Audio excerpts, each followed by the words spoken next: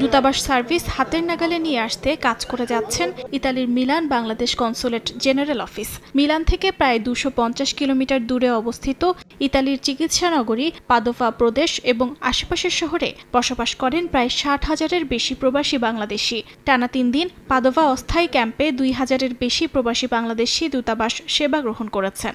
এর বাইরেও অসংখ্য প্রবাসী গ্রহণ করেছেন তথ্য ও পরামর্শ, পাসপোর্ট গ্রহণ, নতুন পাসপোর্টের আবেদন, fingerprint, no visa required service সহ নানা সেবা হাতের নাগালে পেয়ে খুশি প্রবাসী বাংলাদেশিরা।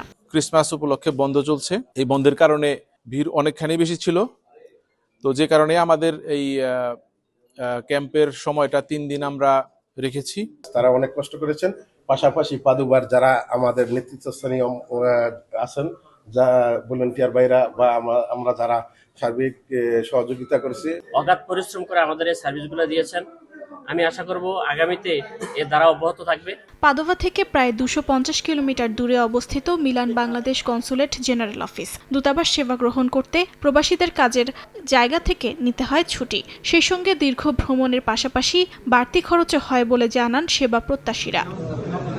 ইতালিতে বৈধ ও অবৈধ প্রায় 3 লাখ প্রবাসী বাংলাদেশি বসবাস করেন। ইউরোপে যুক্তরাজ্যের পর সবচেয়ে বেশি বাংলাদেশি অধ্যুষিত দেশ ইতালি। উত্তর ইতালিতে প্রবাসীদের দূতাবাস সার্ভিস প্রদান করেন মিলান কনসুলেট জেনারেল অফিস।